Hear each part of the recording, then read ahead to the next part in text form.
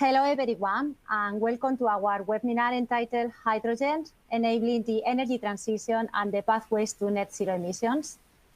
My name is Lorena Perez. I'm the Senior Manager for Climate Change here in IPICA. For those of you who are not familiar with the organization, IPICA was formed in 1974 following the launch of UNEP.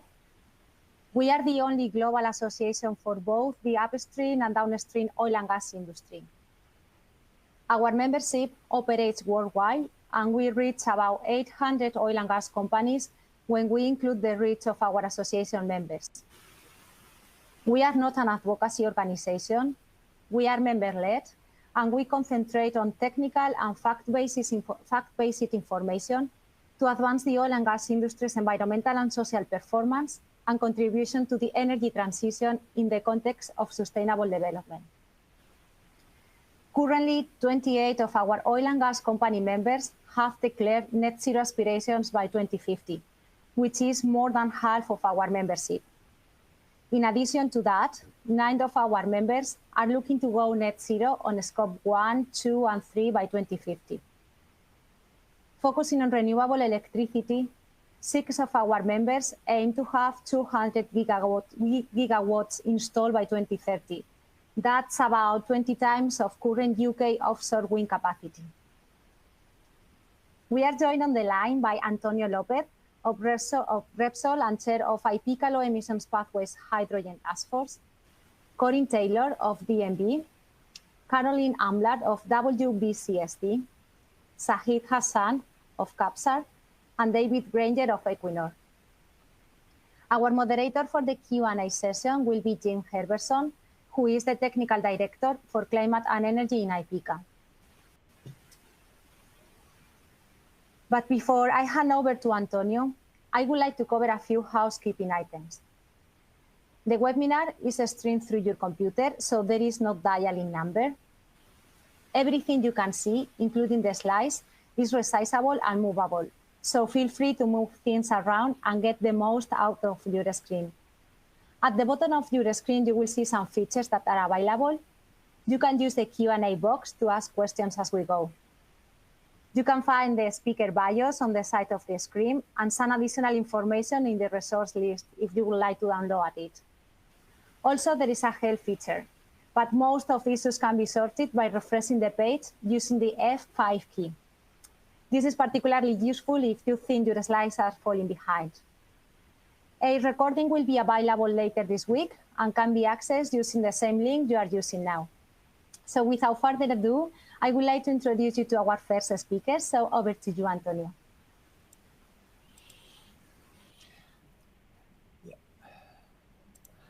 Okay, thank you very much, Lorena, for the introduction. Good afternoon and welcome to this IPICA webinar.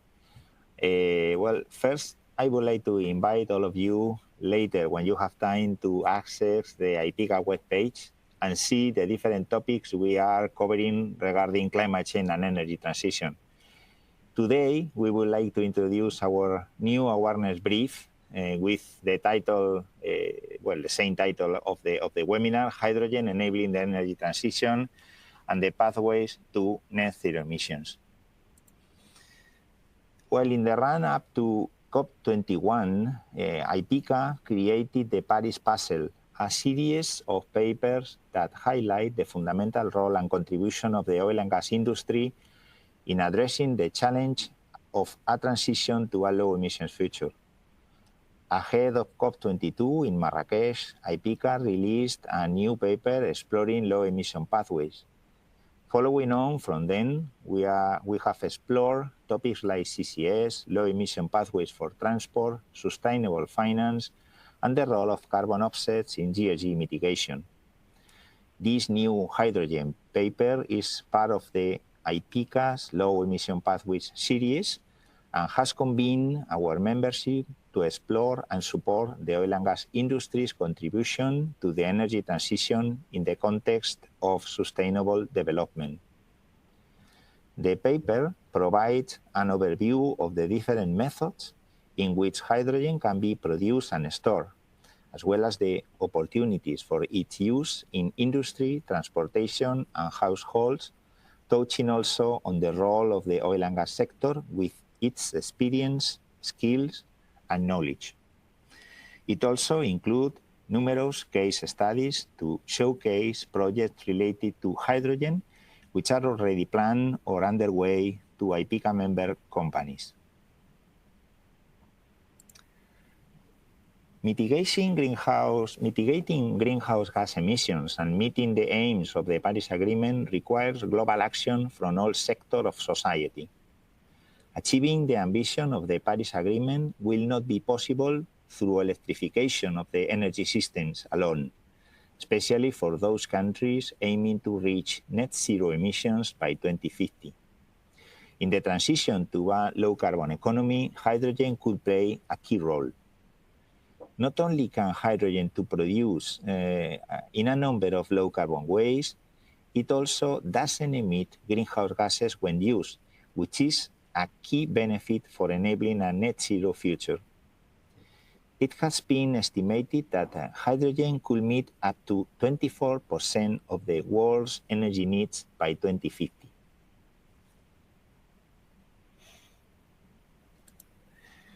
Because of the close association of hydrogen and fossil fuels, the sector with the experience, skills, and knowledge that is most likely to support the emerging hydrogen economy is the oil and gas industry. A survey conducted at the end of 2019 to senior oil and gas professionals found that twice as many said their organization intends to invest in hydrogen in 2020 as in 2019. And more than half expected hydrogen to be a significant part of the energy mix within just 10 years. In this slide, you can see the so-called the colors of hydrogen, depending on the different modes of producing hydrogen. I won't explain them, but I'll just show you this slide with the commonly used terms for hydrogen, ways of production, and the carbon output.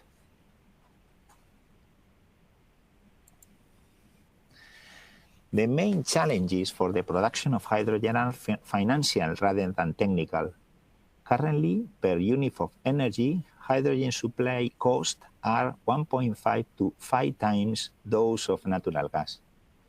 The figure shows the relative cost of producing hydrogen using various energy sources. Green hydrogen remains expensive, although the cost of electrolyzer is expected to decrease in the medium to longer term. In addition to cost, scalability is also a challenge. For example, to meet even half of the current European Union demand for oil and gas, with green hydrogen will require about 500 times the current global supply capacity of electrolyzers. And given the overall energy efficiency of electrolyzers, this amount of green hydrogen will require an increase in electricity production equivalent to around 150 modern design nuclear power stations. A key benefit of using hydrogen as an energy carrier is that hydrogen can be stored in large quantities and in a number of modes, offering scale and flexibility to renewables. In the interest of time, I won't go through all of them, but this slide summarizes the main benefits and challenges associated with storing and transporting hydrogen.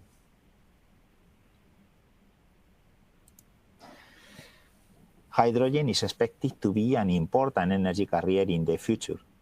Particularly, hydrogen produced from renewable energy will become increasingly important, providing storage and transport options that will allow the hydrogen to be used in many ways and at many locations, including for power generation. In hard-to-abate sectors, hydrogen provides the least cost and lowest carbon production route. Since industry accounts for 29% of energy consumption and 42% of direct energy-related and processed CO2 emissions, hydrogen has a significant role to play in a low-carbon future.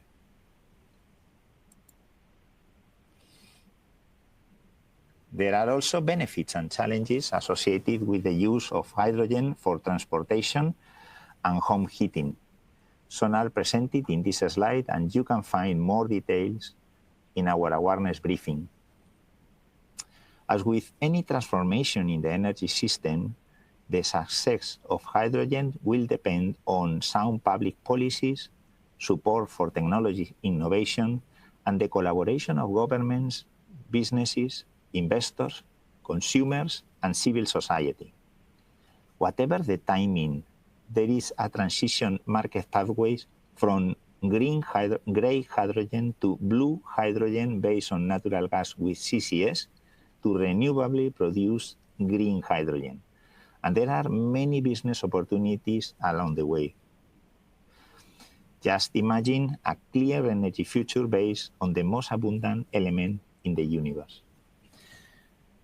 Now, thank you very much for your attention, and now I pass the floor to Lorena to continue with the webinar. Thank you. Thanks a lot, Antonio, and Corinne, the floor is yours. Great, thank you very much, everyone. My name is Corinne Taylor. I work for DNV. I'm based in the Netherlands. I do a lot of work on hydrogen projects for gas networks, major investors, companies, and governments, and helping them to accelerate their plans to transition to hydrogen, and also think through some of the options and some of the challenges involved in developing hydrogen or transporting hydrogen at some scale. Now, DNV produces an annual energy transition outlook. The most recent one was published in September this year. This provides our best view of how we see energy supply and demand changing over the next 30 years. And it's not a scenario to reach a certain goal or other. It presents our best estimates based on our understanding of technology trends, resource constraints, and government policies as well. And I really want to cover what our energy transition outlook says about the development for hydrogen. And then secondly, how we can accelerate the deployment of hydrogen so it can really play a full role in helping the world get to net zero. So just a couple of key highlights to start with, really.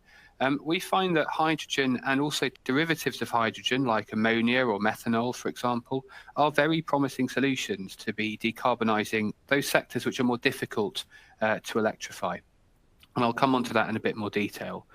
But the challenge that we've got is hydrogen is very expensive, and it's also quite inefficient in many cases today due to losses in different parts of the value chain, depending on how you're producing or transporting or storing hydrogen. And because of that, on average globally, we think it will only become competitive against incumbent technologies in the 2040s without additional support.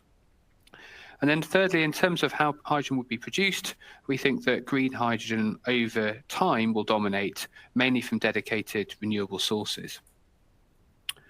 So the hard to abate sectors, so these are sectors which are particularly difficult to electrify, and you can see on the big pie chart here, the sort of pink area is those sectors, and they account for about a third of all emissions globally at the moment from energy.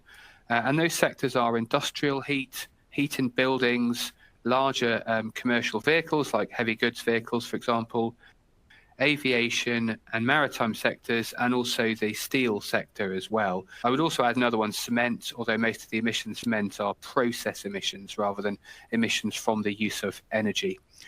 And what we can see is that in our forecast, emissions from those sectors will decline, but nowhere near as quickly as the rest of the economy, and therefore they will account for almost half of all global emissions by 2050. So I think a really huge challenge for us in order to decarbonise those sectors more quickly in order to get to net zero.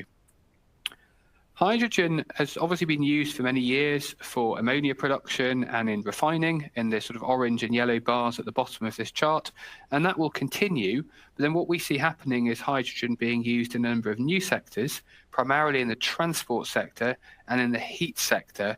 And although that growth will really only start to take off in the late 2030s and the 2040s, it will then grow strongly. But by 2050, hydrogen will be only about 5% of global energy demand overall. If we then look at sort of individual sectors, so the transport sector to start with, I guess a key point here is that we will see substantial electrification of road transport, with more than 90% of all passenger vehicle sales by 2050 being electric vehicles. Oil use in road transport will halve by 2050, and the maritime and aviation sectors will decarbonise with a mix of hydrogen, synthetic fuels, some of them derived from hydrogen, and biofuels, although it will be tougher to reduce emissions in those sectors. So if we look at this chart, this shows our predictions for the maritime fuel mix, and you can see the red at the bottom, which is oil demand. That's going to be falling rapidly in our forecast. And then the grey area, which is natural gas, so LNG essentially, we see that growing quite rapidly in the maritime sector. And then later, you see the pink area, which is a mix of low carbon fuels, including hydrogen, ammonia, and various synthetic fuels. So you can see that that's side of maritime transport becomes increasingly important, but it does take some time given how slowly it takes to turn over ships into a new fleet, because they last for quite a long time. So we see that growth really taking place in the late 2030s and 2040s at the moment.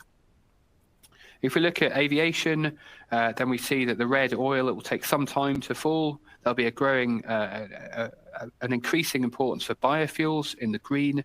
And we also see a role for hydrogen and synthetic fuels in the pink, although I guess a smaller role in aviation than we do for maritime, but nevertheless a significant role in that sector too. If we look at manufacturing, we think there will be significant energy efficiency improvements in manufacturing, which means that even though the world will be making more and more products, the energy input into manufacturing those products is going to stay roughly stable over the next 30 years.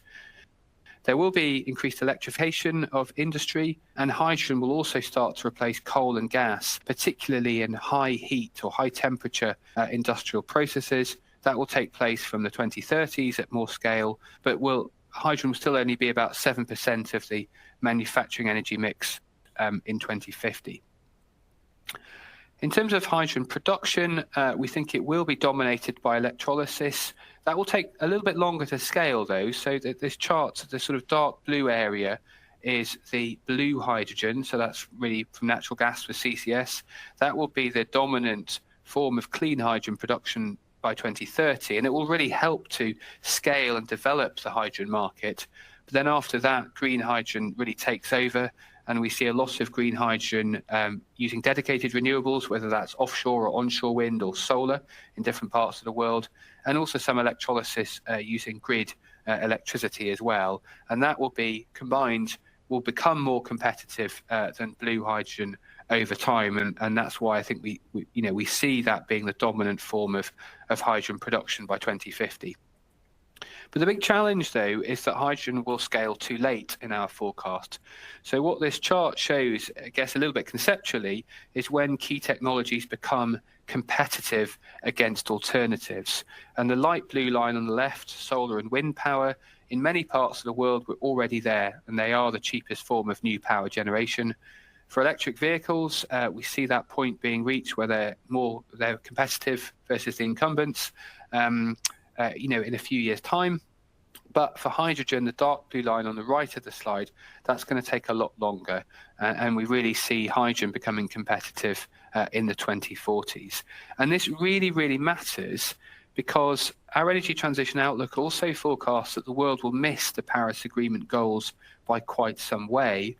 And so the overall cumulative carbon budget for 1.5 degrees will be breached in 2030 roughly. The overall carbon budget for 2 degrees would be breached roughly in 2050. And by 2100, we would see about 2.3 degrees of global warming, which of course, as we all know, is far too high. So it really matters actually that we think that it will take some time for hydrogen to scale. So one of the things that we are doing, we're going to be publishing it later this week, is looking at what more can be done to get to net zero and meet the Paris Agreement goals in practice. So we're publishing a report called Pathway to Net Zero Emissions, which has some detailed energy transition outlook modeling in it, which takes account of the pathway that would be needed in order to limit global warming to less than 1.5 degrees. And it's going to include roadmaps for sectors like, including some of those hard to abate sectors like aviation and maritime and some industrial sectors. And it will also cover technologies and, most importantly, perhaps, those enabling policies that would be required for technologies really to scale. So what does this mean for hydrogen? Well, there's a number of things that are needed in order for hydrogen to achieve its full potential. I'm going to focus on three key policy pillars that I think are particularly important. So the first one is carbon prices. We're going to need to see much higher carbon prices than we have today. That's going to be really important to make hydrogen more competitive against incumbents, but also a certainty that carbon prices will continue to rise as well, that can incentivize earlier investment decisions to be made, and perhaps carbon prices being applied to new sectors like maritime, for example, which I think would be, or international maritime, I should say, which would be an important way of driving change in that sector.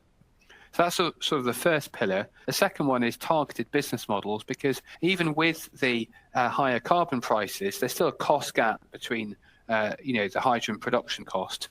And so what we need there is funding, both in terms of capital grants to help fund either hydrogen production or potentially users like industrial users to fuel switch from natural gas, for example.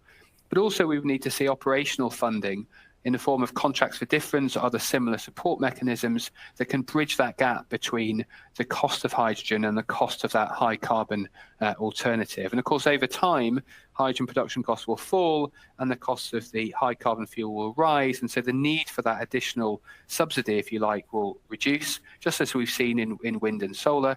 But it is important that it's there initially to help hydrogen scale, just as we've seen in the last decade for renewable technologies. And then the third pillar is infrastructure. And so partly that would include using the gas infrastructure we already have and blending hydrogen and gas grids, and also then converting parts of gas networks to 100% hydrogen. But also it would mean infrastructure for vehicle refueling, so a network, or continuing to develop a network of refueling stations for heavy goods vehicles across Europe and other parts of the world will be important. And also bunkering infrastructure for maritime, for example, as well.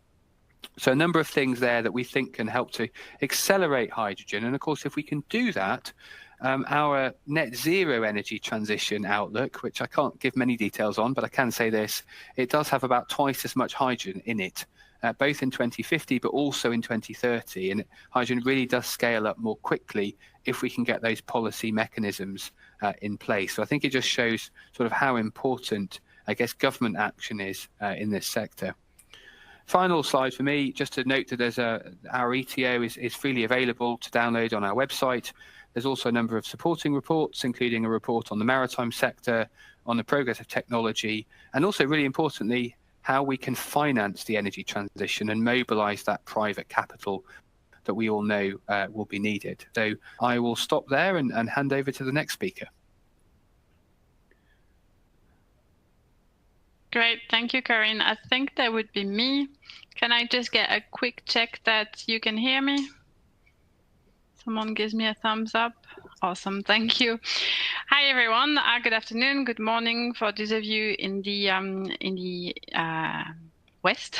Very pleased to be presenting today and to actually go a little bit deeper in what Corinne has already mentioned, which is, what are the policies needed from policymakers globally to help accelerate the deployment of hydrogen. So first of all, because I'm aware that some of you may not have heard of the World Business Council for Sustainable Development today, I just wanted to give you a quick introduction to the organization. Basically, a global CEO-led organization of more than 200 businesses trying to accelerate the transition to a sustainable world. Just to give you a sense of the companies that we're working with. So in big business, as I said, globally and from every kind of sectors. So we have some of the same members as IPCA, but also from different sectors, value chains, and geographies. And just to, again, give you an introduction to what we are doing at WBCSD.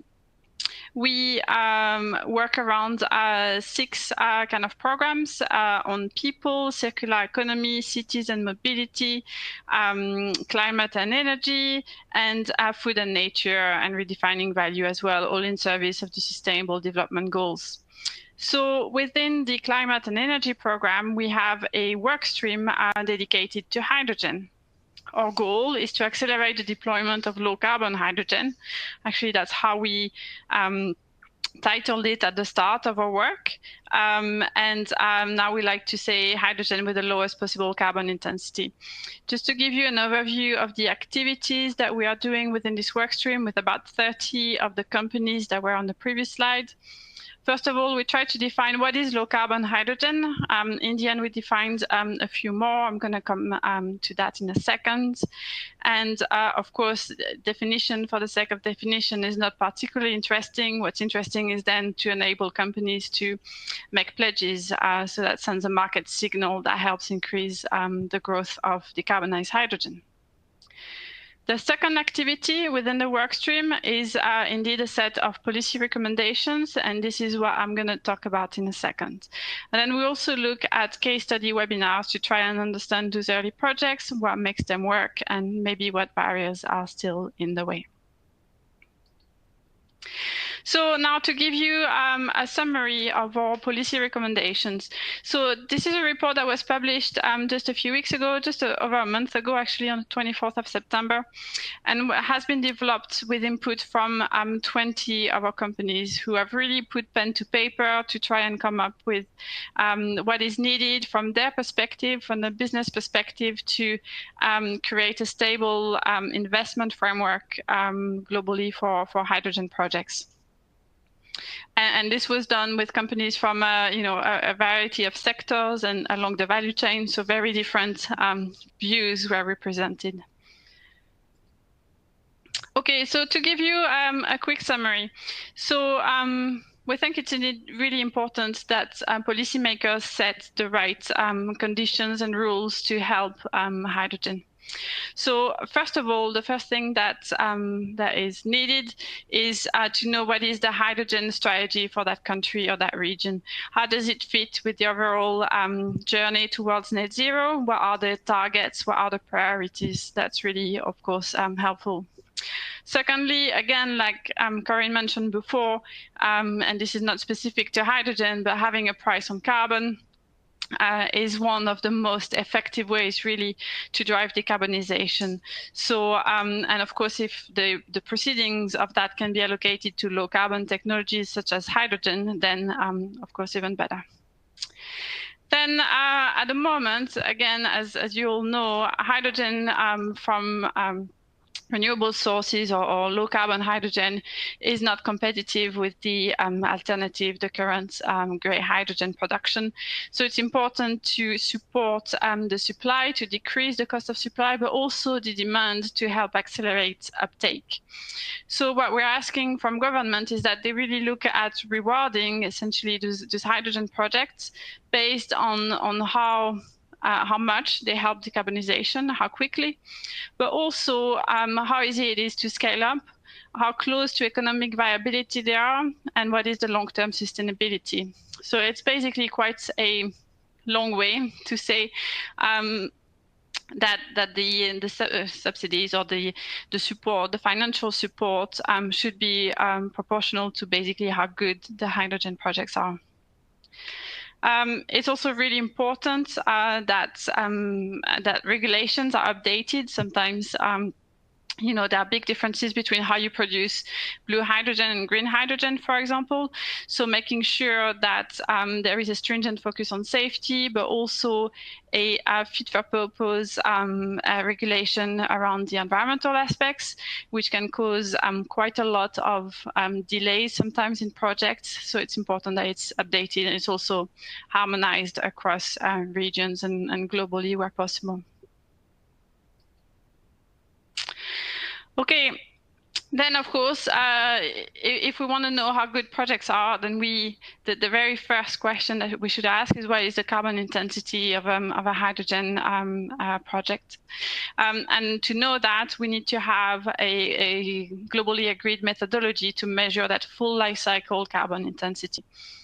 Now, it's really important to look at the full life cycle from capex emissions to production to transport, storage, usage, and then operations and decommissioning. Because if the goal is for net zero by 2030, then it's really important that we really understand what is the CO2 footprint of every activity and product that we choose to use. And of course, that's the basis then to have reliable certification and guarantees of origin schemes.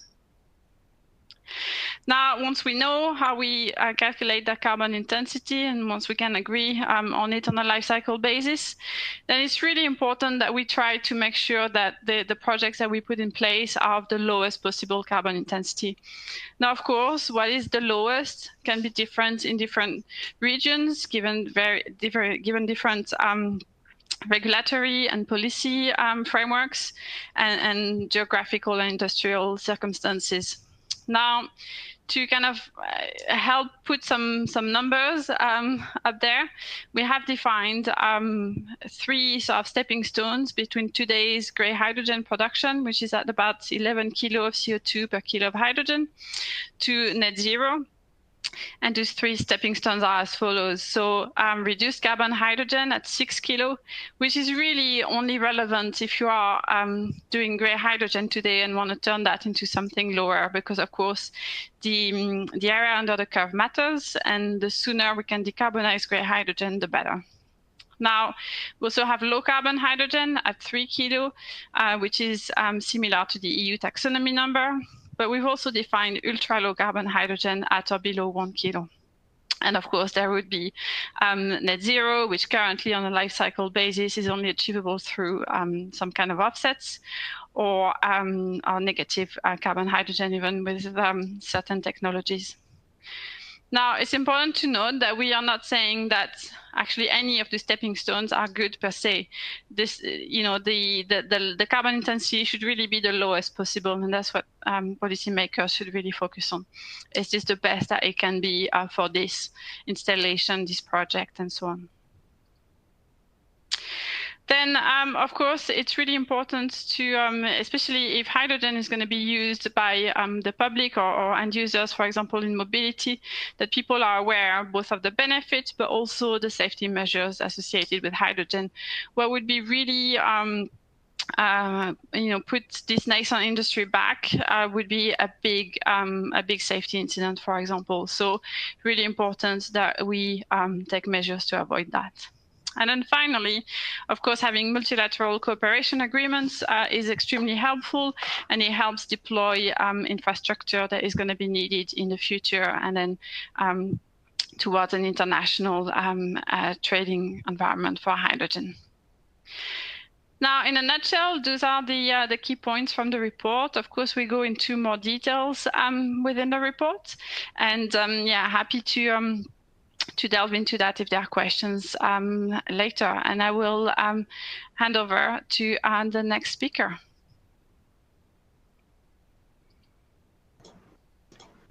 Thank you very much, Caroline. I'm Shahid Hassan, working as a research fellow at the King Abdullah Petroleum Studies and Research Center, energy policy think tank based in Riyadh, Saudi Arabia. As all of you know, that hydrogen has gained significant global support in energy policy discourses within the with the efforts to meet the decarbonization targets, and hydrogen's role both as an energy carrier and energy fuel is being investigated for a range of the potential applications in the future. My fellow panelist Corinne talked about a lot about both the potential opportunities and challenges and provided a good exposition of the range of issues of the hydrogen value chain. In my presentation, I would be extending these discussions further to investigate the fitment of hydrogen for power generation, or call it re-electrification, which is also being discussed of late with interest. So before I begin into my presentation, let's give the context first. So despite the impressive growth of renewable energy, the electricity sector is the largest contributor of greenhouse gas emissions related to energy sector. And its contribution is quite significant. You can see from the chart on the left-hand side, in 2020, the power sector contributed close to 13.5 gigatons of CO2 emissions, which is roughly 40% of global emissions. And over the years, if we see, the renewable generation has increased, but at the same time, the natural gas consumption has also seen an uptick. And as a result of the natural gas consumption increase, the CO2 emissions have also increased pertaining to the power generation using a natural gas. If we see the natural gas demand, it has increased from 28 exajoules in 2009 to around 39 exajoules in 2019, resulting in approximately 3.25 percentage growth year-on-year basis. And the emissions have also increased from 1.3 gigatons to 1.95 gigatons. So while efforts are being made to decarbonize the electricity sector, especially the electricity grid in the long term, the demand for natural gas is likely to increase in the near future before it starts declining around 2040s. This is also this is an assessment brought out by a recent report of International Energy Agency on net zero carbon emissions. The hydrogen, therefore, offers a decarbonization opportunities in the power sector through re-electrification, and the scheme would look like as shown below. In the Power-to-X application here, when applied on this concept, the renewable electricity is used for producing hydrogen. Hydrogen is stored, and then this stored hydrogen is used and blended with natural gas for electricity production. This could also be used in fuel cells directly for producing electricity, but the discussion is only on the blending of hydrogen for re-electrification. Just to provide you a context as well as the impact of this hydrogen blending, if you see on the left-hand side, for various gas prices, the short-run marginal cost of electricity production using natural gas is close to $10 per megawatt hours for a gas price of as low as $1.5 per MMBTU. And this short-run marginal cost goes up to $29.5 per megawatt hours, corresponding to a higher gas price of 4.5. So if we blend the natural gas with hydrogen, and as also brought out by the speaker before me, that hydrogen is expensive, so blending would result in increase in the short-run marginal cost of electricity production. And this is also shown in the bar chart on the right-hand side. For various gas prices and blending proportion of 20% hydrogen in terms of the volume and 80% natural gas. If you see the impact of this blending, if the natural gas prices are low, for example, $1.5 per MMBTU, this 20% blending could result in increase of the cost of electricity production, the fuel cost, 3 to 5 times that of the existing prices, which in this case is, say, $10 per MMBTU. And for a gas price of $4 per MMBTU, this increase could be 100 to 200% of what it is right now if we are not blending hydrogen with the natural gas. So as the natural gas prices are increased, perhaps the impact of the blending would come down.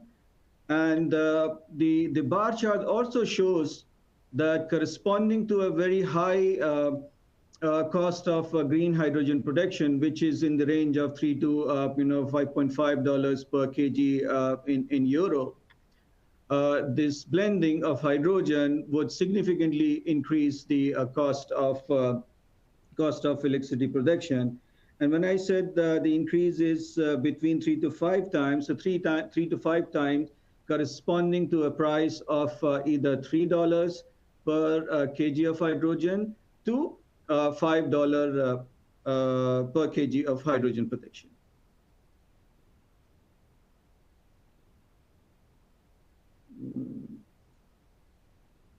Can you see the next slide? Sorry. Yeah. So let's look at how does it fit into the electricity wholesale market prices. The impact and the short-run marginal cost of of blended hydrogen, and what the market prices are there. The left-hand side chart, if you see, it shows the pan-Europe average day-ahead wholesale electricity prices from 2018 to 2021. In the past 4 years, these prices have almost remained, the average prices, day-ahead prices have almost remained below $60 per megawatt hours. So compared to this price, the price of hydrogen production, the electricity production using blended gas is still far more than the prices which are prevailing in the wholesale market. The most recently, and the last 6 months, the prices have increased, and these were triggered by the developments which started unfolding since April as a result of demand-supply crisis, particularly the gas, resulting in soaring of the gas prices, and as a result, the wholesale electricity prices. So while we can argue that this trend may not be sustainable in the long term, but it also highlights that if the gas prices are high in markets, in wherever, perhaps there could be a case for the economic case for hydrogen to be used as re-electrification and decarbonization.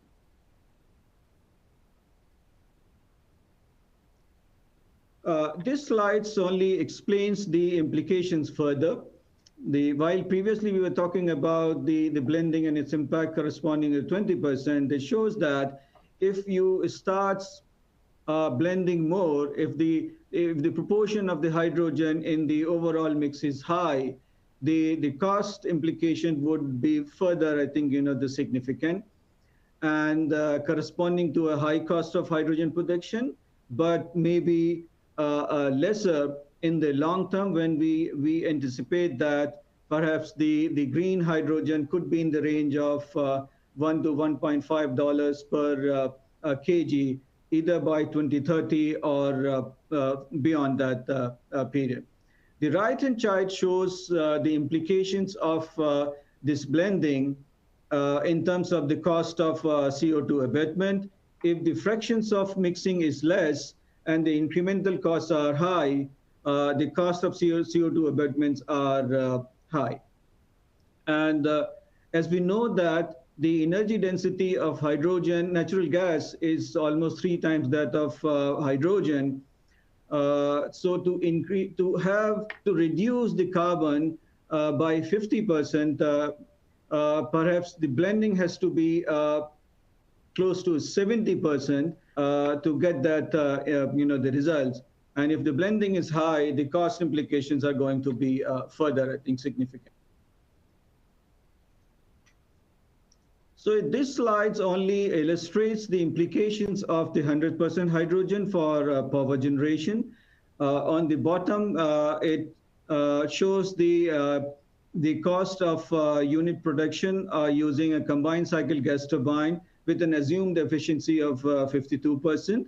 So with this efficiency, for producing 1 unit of electricity, we would require close to 6,550 BTU of input energy, which could translated, if translated in terms of the electrical equivalent, would be 1.9 units of electricity. While on the other hand, if we use the 100% hydrogen for re-electrification through gas turbine, the overall round trip efficiency would decline from 52% to 40% because of the additional processes or energy transformation which is involved when we convert the green electricity using electrolyzers and produce hydrogen, store hydrogen, and use this hydrogen. So, so purely from the energy efficiency standpoint, perhaps the direct use of renewable energy for decarbonization would be more relevant rather than blending, depending on the current scenario as the numbers the stacks up today. Finally, I mean, we all agree that hydrogen would be a good choice for fuel for power generation and can facilitate the decarbonization. At the same time, it could also enable the renewable energy penetration by supporting intermittency, by avoiding curtailment, where you can use the excess renewable energy for producing hydrogen, store hydrogen, use it when it is needed, either for power generation or other industrial application. Moreover, at low level of concentration, hydrogen can be blended into natural gas infrastructure with minimal consequences. While the industry is also investigating the the impact of higher blends of hydrogen in the infrastructure, whether it is in terms of the metallurgical implications or other cost-related implications. With current high cost of green hydrogen, which is in the range of $3 to $5 per kg of hydrogen, blending of hydrogen will significantly increase the cost of electricity production. However, in the long term, if the hydrogen becomes cheaper, this proposition could be become more competitive compared to 100% hydrogen use in gas turbine. Using hydrogen for peaking purposes and where the gas prices are high may still support the use case for hydrogen. We need not to be discouraged that as of now there's no the economic case for hydrogen blending for power generation, as explained in the previous slides. But there are countries like Japan, if they are completely reliant on the import of LNG and they are using LNG for power production, if the landed cost of LNG, the cost of hydrogen becomes at par with the landed cost of LNG, why not use it for power generation and decarbonize the the electricity production?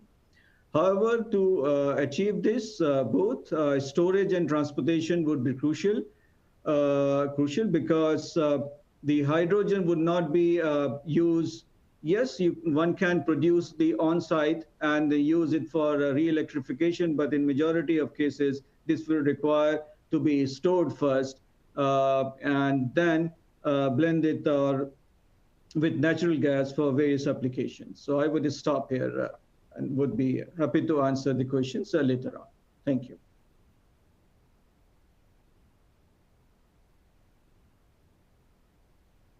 Thanks a lot for all of these presentations. And David, the stage is yours.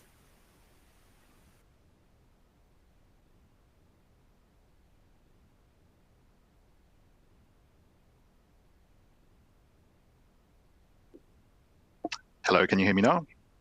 I had to quickly change webcam. Very good, thank you. So, yes. Thank you, Shahid. Good afternoon, everyone, and thank you for the opportunity to present the Equinor SAFE study, Equinor case study. My name is David Granger. I'm a leading advisor in Equinor, focusing on strategy and policy and technology development in hydrogen and low carbon power. And today I'll be taking you through the Hydrogen to Humber project in Saltend in the UK. So Equinor is a Norwegian energy company, formerly mostly based on oil and gas, and is now expanding capacity in wind and solar. So Equinor's oil and gas has a very low upstream methane and CO2 footprint due to strict environmental conditions on the Norwegian continental shelf, which is important for meeting the definition of low carbon hydrogen when it's reformed to hydrogen, as Caroline explained in her presentation. And for decades, we've captured and stored CO2 on the NCS. So CCS is not something new to us. And then, like many other companies, we have set a target to be net zero by 2050. So to become net zero, we would need a gradual decline in oil and gas production, a massive increase in renewable capacity, reduction in CO2 emissions in our operations and methane emissions in the operations, and of course the use of CCS in both our operations, but in particular for our products. So our targets are to have 15 to 30 million tons per annum of CO2 storage capacity by 2035, and at least 25% of the transport and storage market in Europe, and these are equity share values. For hydrogen, we aim to have established plants in 3 to 5 major industrial clusters and at least 10% of the low carbon market in 2035. So this includes both green and blue hydrogen. Now we're talking many gigawatts worth of hydrogen capacity. So how do we go about practically achieving this, particularly when the clean hydrogen market is not yet established?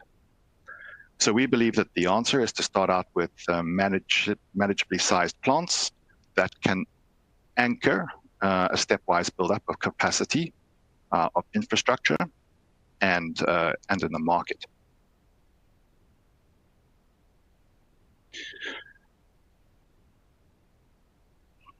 So that brings us to today's case study, which is the Hydrogen to Humber, or H2H project in Saltend in the UK. So why this location? Firstly, the UK has been very clear about its ambitions to establish 5 gigawatts of hydrogen capacity and 10 million tons of CCS capacity by 2030. And it will also support CCS in 2 industrial clusters in the mid-2020s. So to this end, the UK government is developing a very strong policy and support mechanisms, which, as Corin also mentioned, is crucial to actually getting a huge, the rollout of hydrogen that we really need.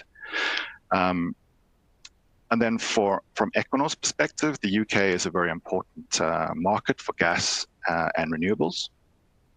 And when it comes to the choice of cluster in the UK, why do we go for the Humber? Firstly, Humber is the largest CO2 emitter in the UK, with more than 12 million tons per annum of CO2 emissions. Then our gas from the NCS lands in Easington, which is in the cluster. And then lastly, Humber has a diverse range of hard-to-abate industries that could benefit from both hydrogen and CCS projects. And this includes power plants, steelworks, chemical industry, and marine transport. And then Equinor is a partner in the East Coast Cluster, which is a 27 million ton per annum CO2 transport and storage infrastructure that will serve both the Humber cluster and the Teesside cluster further north.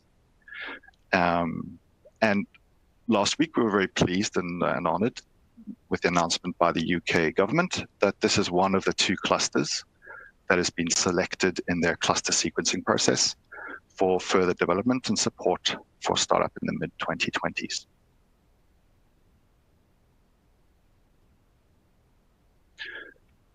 And so to the actual project, which is H2H Saltent. This will be a blue hydrogen plant with a capacity of 600 megawatts, a high heating value, or about 130,000 tons per annum. Blue hydrogen, of course, is produced by reforming natural gas with high CO2 capture rates. You need very good or low methane CO2 emissions upstream in your natural gas chain and also in your electricity import. And of course, the plant needs to have a high CO2 capture rate of, we think, at least 95%. And that CO2 must be stored permanently, in this case, in the Humber, in the offshore endurance field. So this would lead to a CO2 reduction, net reduction in the Humber cluster of about 1 million tons of CO2 per annum. And the hydrogen would be used as fuel in the local Triton power plant, where it would be mixed up to 30% in natural gas in the fuel feed. And it can be used in the local salt and chemical industries park. So we also have the Port of Hull nearby, so hydrogen may also be used to produce low carbon marine fuel. The producers and the users are widely distributed. So none of this will be possible without the installation of a hydrogen and a CO2 pipeline network. And that partnership is being led by National Grid. We also want to expand the capacity a few years later from the first phase by 1.2 gigawatts, and that will be used to fuel a new power plant called Keadby Hydrogen with 100% hydrogen firing. And this project is in collaboration with SSE Thermal. And then lastly, in order to deal with variable power demand from the power plant to the customers, and also eventually as a buffer for renewable energy production, Equinor and SSE intend to extend our gas for storage facilities at Aldbrough by adding more new salt caverns for hydrogen storage. So this is an ambitious plan that's reliant on good public-private partnership, and we're following the development of hydrogen business models being done by the UK authorities at the moment very, very closely. And in this regard, I think or believe that the UK is at the forefront of establishing predictable policy frameworks for rolling out hydrogen and energy transition in a technology neutral manner. And lastly, about the timeline. The H2H Saltent project, as I said, is the first building block that anchors further rollout. And we actually have a vision for Northeast England. So we start with H2H project, which is underway. We intend to take an investment decision around 2023, 24. And for the project to be in operation, plan to be on operation from 26, 27. And then we want to extend the capacity, as I said, from 600 to 1800 megawatts to be ready from 28, 29, so that we can have plants like Keadby Hydrogen and Triton Power running on 100% hydrogen fuel. Following this, we have the H21 North of England concept, which you can find on Equinor's website, in which we build massive hydrogen capacity to switch the North England natural gas networks, Northeast England, sorry, natural gas networks to hydrogen. So I will stop there. Thank you very much for your attention and look forward to your questions. Great. So thanks all.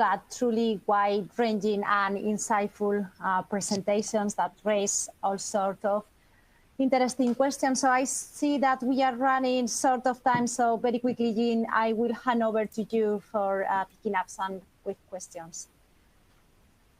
Thank you, Lorena. As the moderator, obviously I didn't do a good job because we're at the end of our time contract, but thought it was better that you hear from our distinguished panel than from me. But if I see there's still a good number of people on the line, so if it's okay, we will try and take some questions. We've also put some answers to the questions into the Q&A box, so as the audience, you should be able to see that. But I'll just try and pick out some high-level ones, if that's okay. One of the questions, or a couple of the questions that come up related to the kind of the regional aspects of decarbonisation paths, and particularly in developing economies, and how does that play out?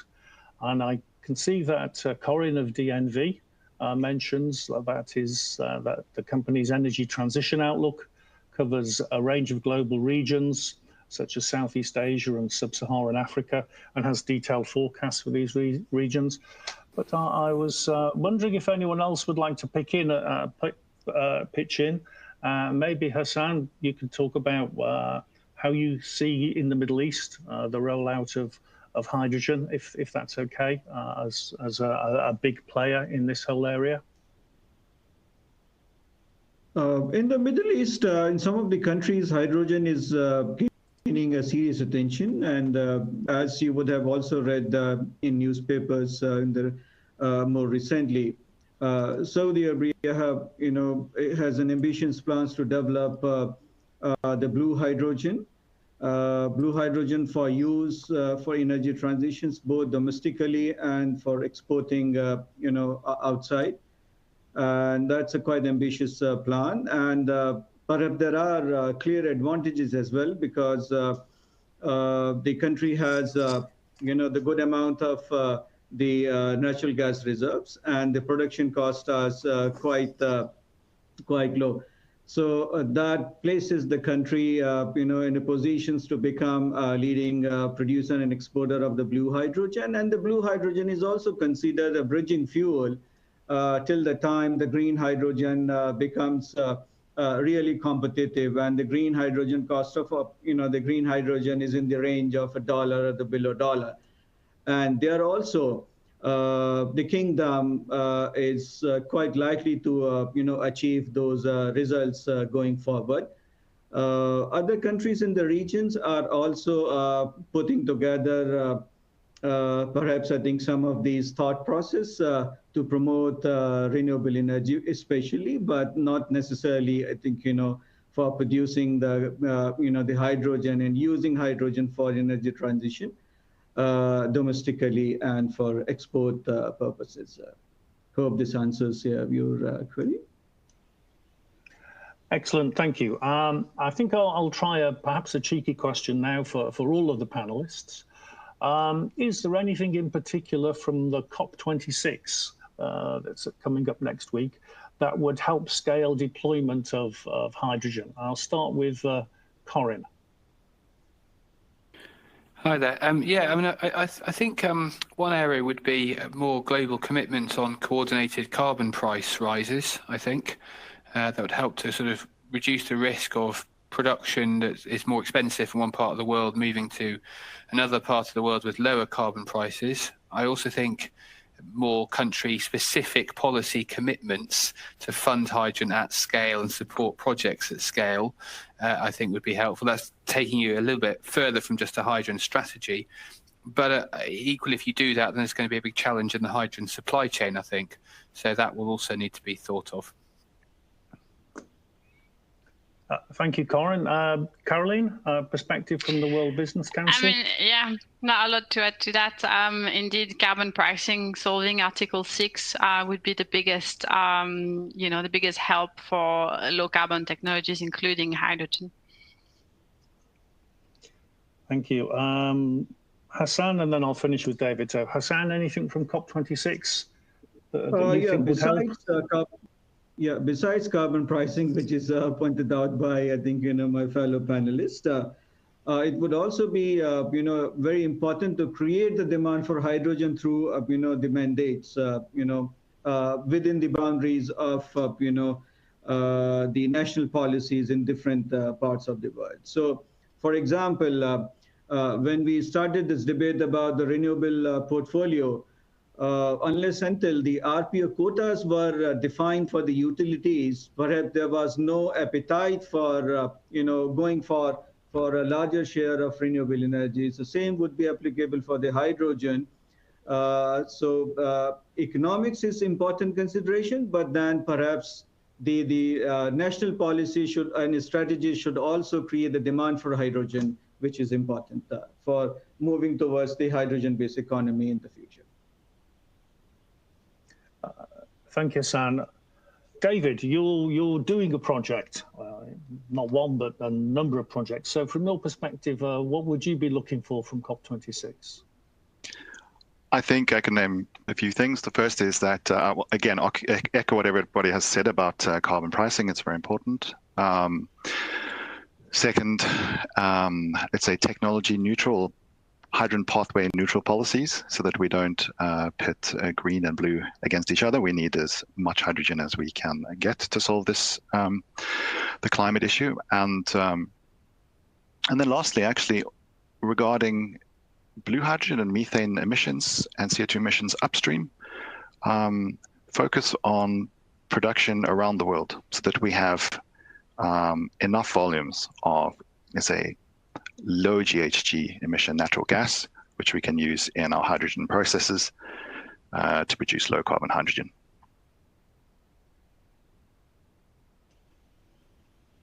Thank you.